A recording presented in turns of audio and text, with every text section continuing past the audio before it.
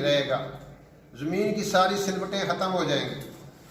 یہ کیا پہاڑ اور کیا جنگل اور کیا ٹیلے اور کیا دریا اور کیا سمندر، یہ سارے اور ہر نشیب و فراز ختم ہو جائے گا.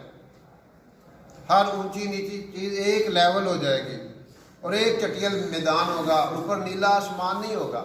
اس دن وہ قیامت کے دن وہ سرخ آسمان ہوگا.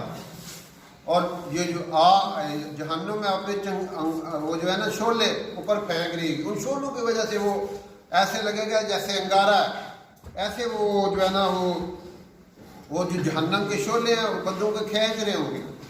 ہر بندہ اس دن پریشان ہوگا. وہ دنیا کو کس نے بتانا ہے؟